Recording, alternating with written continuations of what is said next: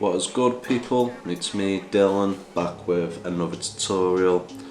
Today's tutorial is going to be on how to make dark trap drums. I know there's plenty of tutorials out there on how to make dark melodies, and they're all good, but I haven't seen any that go on about how to make dark trap drums. And if you don't know what I mean by dark trap drums, I'll play a little preview of this beat that I made that I'll be using for today's video.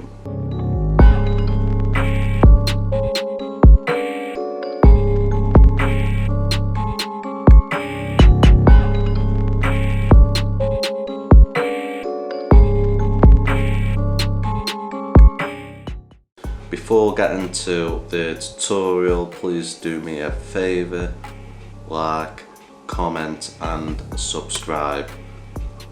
Thank you very much. When it comes to making dark 808s, the main thing you want to keep in mind is making sure there's plenty of space. You're not having 808 after 808. Leave plenty of space. I'll show you what I've got here. As you can see, I've got an 808 hitting every 2 bars. With an 808 roll, it'll give it that reverse effect. In the mixer, I've added Fab Filter Satin, which is just a saturation plugin. I've just used one of the presets. I've used a patcher, so you've got a dry signal going through, and then you've also got a signal being split from that with a high pass filter, some distortion, and a stereo shaper and reverb, and that's only affecting the mid and high frequencies, so it'll widen at 808 while keeping the low frequencies in mono.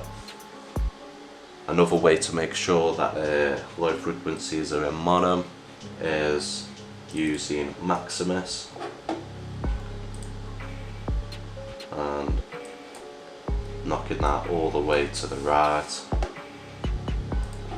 and with the mid and high frequencies you can adjust that as well to widen the stereo field of the 808. With the parametric EQ, just boost some of the low bass frequencies, but it's not essential. It depends on the 808 that you're using. I've also used a limiter as a compressor, just to soften the dynamics, if you will, and you can also sidechain the kick with the 808 as well. So all in all, 808 sounds like this.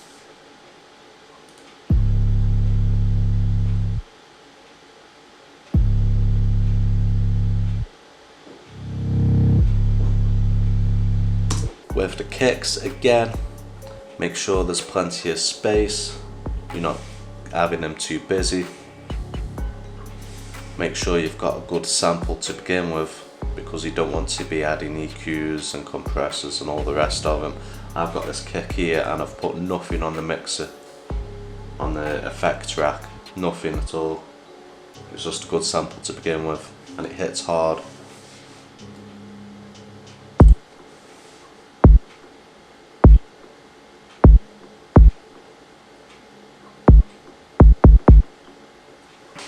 With your snares, what you can do is you can alter the pitch. You don't have to have the snares hitting on the middle C. I think on this snare here, I've pitched it down an entire octave. It gives it a half-time feel to it.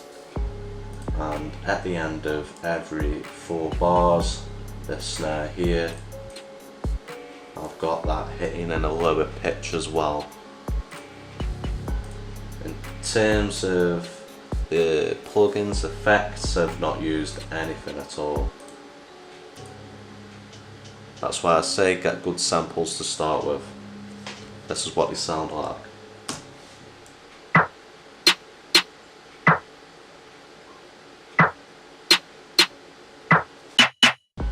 So for the percussion, any hi-hats, open hi-hats or whatever, keep it simple again. Make sure you've got sort of glitchy sounds, gritty sounds. You don't want it too clean. I've got a percussion loop here, stretched it out a bit, EQ'd unwanted frequencies, gross beat just to add a glitch effect to it, stereo shaper just to widen it. I've got an open hi-hat here which sounds more like white noise,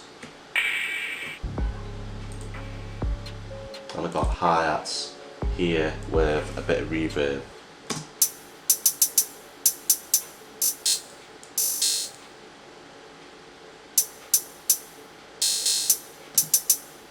And you can see with the hi-hats that there's a lot of space in them as well.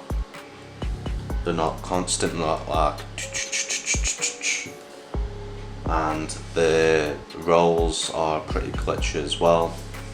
Let me go into it. Yeah, a lot of triplets when it comes to these sort of beats. Alter the velocity.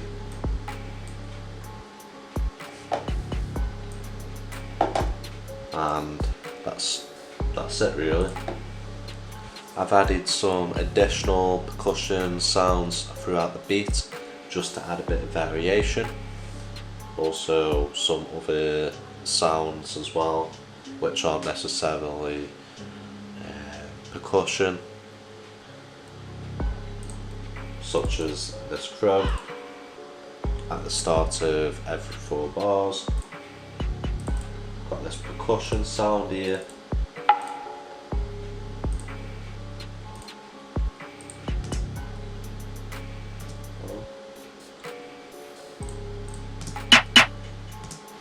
I've got the 808 roll just before the drop.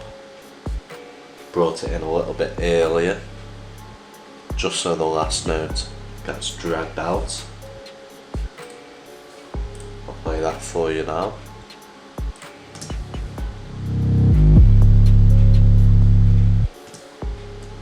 And that leads nicely into the drop. And for the drum bus, I've used a soft clipper and a limiter, and that is it. The limiter was just to bring down a ceiling and bring up the volume. And that is it in terms of the drums. I'll play the full beat for you now.